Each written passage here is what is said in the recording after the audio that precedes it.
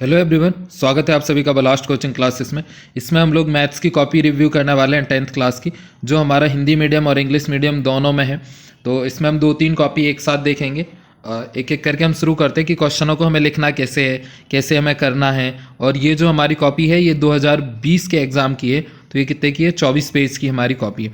2019 की हम हिंदी मीडियम की लेंगे क्योंकि 20 वाली हिंदी मीडियम की पब्लिश नहीं हुई है, तो वो हमारी 20 पेज की होगी। जो आपकी बोर्ड एग्जाम में कॉपी है वो आज आपको पता चल ही गया होगा हिंदी का पेपर दे करके कि 24 पेज की आ रही है। ठीक है, तो इसको लिखना कैसे है? सबसे पहले तो आप आंसर को यहाँ पे सेंटर में डालोगे, जैसा इसने डाला हुआ है। क्वेश्चन आपको लिखने की ज़रूरत नहीं है। और ये भी इसने जो कॉपी में किया हुआ है, बार बार ये आंसर डाला हुआ है, यहाँ पे ये डालने की भी ज़रूरत नहीं है। सीधा डालो ऊपर आंसर नंबर फर्स्ट, और यहाँ पे उसके पॉइंट डालो कि पहले का आंसर ये है, दूसरे का ये है, तीसरे का ये है, चौथे का ये है, और पाँचवें का ये है, छठवें का ये है। ऐसे आपको आंसर डालते हुए आना। बच्चे बहुत ज़्यादा कमेंट कर रहे थे, सर क्या ब्लैक पेन से लिखें, क्या ब्लू से? तो ये जो आपका आंसर नंबर होगा या क्वेश्चन नंबर होगा, और जो ये यहाँ पे आप सीरियल नंबर डालोगे, ये आपका ब्लैक पेन से, और जो ये आंसर होंगे ये आपको ब्लू पेन से लिखना है। और आगे अगर हम लोग चलें इसमें, तो ये हमारे ट्रू फॉल्स हैं। इसमें एक चीज़ का आप ध्यान रखना कि ये अलाइनमेंट ना बिगड़े, पहला, दूसरा, तीसरा, चौथा, पांचवा, ऐसे लाइन से ही है। अगर आप ऊपर नीचे कर दोगे इसको, तो ये सामने वाला बस ऐसे देखता है कि चौथे नंबर का ट्रू है, ये फॉल्स है, तो उस हिसाब से चेक करता है। तो कभी कभी ये गलत हो जाता है। ठीक है, जो ये वाला आंसर नंबर है ये आप बदल सकते हो। आप चाहो तो पहले कर दो, फिर आप दूसरा करो, फिर तीसरा करो, पर जो सब क्वेश्चन होते हैं, मतलब क्वेश्चन के अंदर के क्वेश्चन होते हैं, उनका अलाइनमेंट चेंज नहीं करना चाहिए हमें, वो ज़्यादा बेटर होता है। मैच द कॉलम को आप कैसे करोगे? मैच द कॉलम का आंसर नंबर आपने ऊपर डाला, लेफ्ट साइड को एज इट इज उतारना है, राइट को आपको बदल देना है। राइट को आपको कैसे उतारना है? जैसे पहले का सही आंसर है चौथा, तो चौथे को सामने लिखना है। मान लो दूसरे का आंसर है पांचवा सही, तो फिर उसको सामने लिखना है। मतलब जो राइट आंसर है वो ऐसे सामने के सामने आना चाहिए। ये आप एज इट इज उतारो, इसको ऑर्डर आप चेंज करो राइट आंसर के हिसाब से।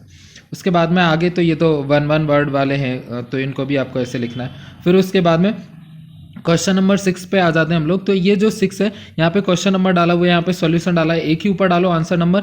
और ये ऐसा कटिंग को अवॉइड करो, ऐसा कटना नहीं चाहिए इसमें। और लास्ट में आपको जो आंसर आए उसको आंसर ऐसे लिख करके जरूर आना है क्या आंसर है। और ऐसा लिख दोगे तो और ज़्यादा बढ़िया कि हैंस द SCF इज 3, या फिर ऐसा कि hence the SCF of 12, 15 and 21 is 3, ये और ज़्यादा बेटर है।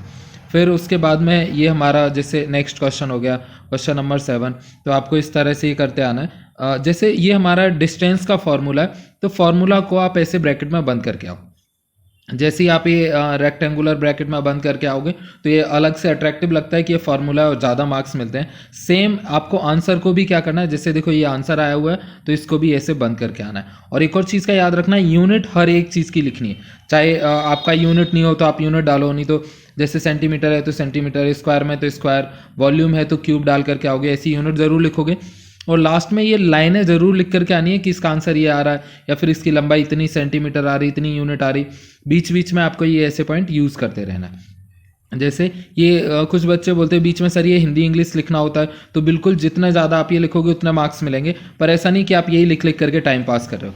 ये आपका आंसर आया तो इसको आपको ऐसे ब्रैकेट में बंद करके आंसर ऐसे डाल करके आना है, और बीच में आपको ये क्वेश्चन नंबर डालना है। आप चाहो तो यहाँ पे लाइन खींच दो तो और ज़्यादा बेटर है। और फिर उसके बाद में अगर ये ऐसे डायग्राम आते हैं, तो ऐसे डायग्राम आपको पेंसिल से बनाना है, इसको पेन से नहीं बनाना है। कई बच्चे फ्री हैंड से ऐसा बना देते हैं, तो ऐसा आप बनाओगे तो ये लाइन गलत दिखती है। आपको पेन से, उससे स्केल से ही बनाना है, फ्री हैंड से नहीं बनाना है। स्केल से आप लाइन खींचोगे, उसका यूज़ करोगे तो ज़्यादा बेटर है। इसलिए मैथ्स के पेपर में rounder, scale, pen, pencil, rubber, ये सब लेते जाना। ये देखो ये जैसे बनाया हुआ है, तो ये राउंडर से बनाया हुआ है और स्केल से बनाया हुआ है, ऐसा आपको ज़रूर करना है। ठीक है, हर एक क्वेश्चन में आप गिवन पॉइंट ज़रूर लिखो कि क्या क्या दे करके रखा है, क्या प्रूफ करना है, फिर हमने क्या कंस्ट्रक्शन करके रखी है, फिर जो हमने प्रूफ किया हुआ है वो प्रूफ लिखो। पर गिवन दैट ज़रूर लिखो, इससे आपकी कॉपी का इंप्रेशन और ज़्यादा अच्छा पड़ता है। और अगर हम आगे देखें और क्या क्या किया हुआ है, तो ये तो आपके सारे मैंने और जब भी आपका कोई क्वेश्चन गलत हो जाए तो उसको ज़्यादा करने की ज़रूरत नहीं है, सिंपली आप ऐसा काट दो, बस हो गया। ऐसा नहीं कि आप ऐसे ऐसे करके काट रहे हो, ये फिर गलत चीज़ हो जाती है, ये एग्जामिनर को अट्रैक्ट करता है, तो फिर मार्क्स में दिक्कत आने लग जाती है। ठीक है, फिर और आगे हम लोग चलते हैं। तो ये तो मैं आपको बता ही चुका हूँ, सारे डायग्राम पेंसिल से बनाने और स्ट्रेट बनाने एकदम, मतलब स्केल का यूज़ करके। जैसे ये देखो फ्री हैंड से बना हुआ है, आप चाहते तो राउंडर से बना सकते थे, और ये पूरा पेंसिल से बनेगा। ब्लैक ब्लू पेन का बिल्कुल भी यूज़ मत करना डायग्राम में। डायग्राम का नॉमेनक्लेचर सब कुछ सारा पेंसिल से बनेगा। और ये कंस्ट्रक्शन है हमारी। तो कंस्ट्रक्शन को आप ऐसा करना कि जैसे मान लो ये हमारी कॉपी है, तो ये कॉपी का एक पेज हो गया और इस तरफ हमारा दूसरा पेज हो गया। तो इधर आपकी कंस्ट्रक्शन बनाओ, इधर कंस्ट्रक्शन लिखो, ये ज़्यादा बेटर होता है। ठीक है, तो यहाँ पे आप कंस्ट्रक्शन बनाओगे, इधर लिखोगे। अगर नहीं हो पा रहा तो एक पूरे पेज पे इधर फिर लिख करके दूसरी तरफ जा सकते हैं, पर आप ट्राई ये करना कि इस पेज पे आप कंस्ट्रक्शन लिखो, मतलब बनाओ और इस तरफ लिखो। जैसे ये हो गई कंस्ट्रक्शन, तो ये पूरी बनाई हुई है। और फिर इसके कंस्ट्रक्शन ऐसे पॉइंट वाइज लिखने। ये कॉपी में बहुत अच्छा लिखा हुआ है, ये पॉइंट वाइज लिखा हुआ है। ये कॉपी आपको टेलीग्राम पे मिल जाएगी, तो वहाँ से आप देख सकते हो। ठीक है, ये इस तरह से हम लोग लिखते हैं और बाकी का इसमें कुछ है नहीं। तो ये मैंने आपको इंग्लिश मीडियम की एक कॉपी बता दी, मैं सेम आपको हिंदी मीडियम की भी बता देता हूँ एक कॉपी। तो ये कॉपी आपकी हिंदी मीडियम की है, पर ये थोड़ी सी पुरानी है, मतलब 2019 वाली है। ये 24 पेज की है, 19 वाली भी। आपको 24 पेज की कॉपी मिलने वाली है। पहले मैथ्स की केवल 24 पेज की मिलती थी, बाकी की सब 20 पेज की मिलती थी। तो इसमें आपको ऐसा करना है कि जैसे ये मैं आपको पहले ही बता चुका हूँ कि यहाँ पे आंसर नंबर डालना है कौन सा है, और इसको यहाँ से लिखो तो ज़्यादा बेटर है, क्योंकि ये आंसर को ओवरलैप ना करे। और जो आंसर आपने जैसे डाला हुआ है, मान लो ये मैंने डाला हुआ है आंसर नंबर 2, तो इसके नीचे एक लाइन खींच देना, वो ज़्यादा बेटर है। पर ये काम आप जब करोगे जब आपका पूरा पेपर हो जाएगा, टाइम बच रहा है तो, कि आपने इधर लाइन खींच दी, इधर भी आपने 2 लाइनें खींच दी कि ये हमारा हो गया ऊपर का। ठीक है, और ये अलाइनमेंट आपका बिगड़ना नहीं चाहिए, ये तो मैं पहले ही आपको बोल चुका हूँ। और हिंदी के हम लोग ये आंसरों को ऐसे 1 वर्ड और 1 सेंटेंस में लिखेंगे।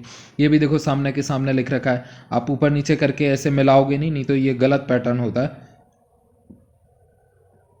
उसके बाद में ये जो भी आपके फॉर्मूले वगैरह होंगे उनको आपको हाईलाइट करना है। जैसे आपने ये डिवाइड वाला क्वेश्चन किया, तो ये आंसर आपका ये है कि भागफल ये आया, शेषफल ये आया। कई बच्चे इतना करके बस छोड़ देते हैं, ना तो ये गिवन दैट लिखते हैं और ना ही ये लिखते हैं, तो ऐसे में मार्क्स कटने के चांसेस ज़्यादा होते हैं। मतलब आप 90 पार करने की कंडीशन में नहीं होते हो। वैसे 80 का पेपर है तो 70 पार नहीं करोगे ऐसे वाली कंडीशन में। ये आपका फॉर्मूला है, तो इसको आपको मैंने पहले ही बोला कि ऐसे ब्रैकेट में बंद करना है। और बाकी का ये भी आप देख सकते हो किस तरह से लिखा है। एक और चीज़, ट्रिग्नोमेट्री का जब भी क्वेश्चन आता है तो जो हम फॉर्मूला यूज़ कर रहे हैं उसको हम ऐसे करके लिख सकते हैं, या तो ऐसे या फिर ऐसे करके। ये लिखा ना कि मतलब 1 में cos a इक्वल टू हमारा sec a होता है, इस फार्मूले का मैंने यूज़ किया हुआ है। तो आप इस तरह से ये भी कर सकते हो। ठीक है, और जब जैसे ही लास्ट में प्रूव हो जाए तो लिख लेना कि सिद्ध हो गया या प्रूव दैट, या फिर ये हमारा हो गया। और ये डायग्राम वगैरह इस तरह से जो भी आप डायग्राम बनाओगे, ये मतलब पेंसिल से ये सारा कुछ करना है। और ये सारी चीज़ों को लिखते हुए आना है आपको। जितना ज़्यादा आप लिखोगे उतना ज़्यादा अच्छा है। पर ज़्यादा लिखने का मतलब ये नहीं कि हिंदी जैसे पैराग्राफ लिखने लगो, वो आपका गलत हो जाएगा। ठीक है, मतलब कुछ ज़्यादा हो जाएगा, टाइम टेकिंग बहुत ज़्यादा हो जाएगा। तो ऐसा नहीं, आपको क्वेश्चन को जज करके लिखना है, कितना टाइम बचा हुआ है, कितना आप एक्स्ट्रा लिख सकते हो, तो उसी हिसाब से। ये भी जैसे कंस्ट्रक्शन अच्छी लिखी हुई है, यहाँ पे ये है और ये कंस्ट्रक्शन हमारा लिखा हुआ है। तो डायग्राम और ये एक ही पेज में अगर आ जा रहा है तो अच्छी बात, और नहीं आ रहा है तो मैंने आपको पहले ही बता दिया कि सामने सामने लिखो, वो ज़्यादा बेटर है। तो ये हमारी हिंदी मीडियम और इंग्लिश मीडियम की मैथ्स की कॉपी थी 10th क्लास की। आई होप आपको काम आएगी, आपके यूज़फुल में होगी। बाकी का आपकी हिंदी की ऑनलाइन क्लास चलेगी, तो आप उसको सॉरी मैथ्स की ऑनलाइन क्लास चलेगी, वो आपको मिल ही जाएगा टेलीग्राम पे भी और यूट्यूब पे भी, तो वहाँ से आप देख लेना। और जो आपका पेपर है हम लोग ट्राई करेंगे बेस्ट से बेस्ट जाएगा। मिलते हैं ऐसी अगली वीडियो में, तब तक के लिए thank you, bye, take care.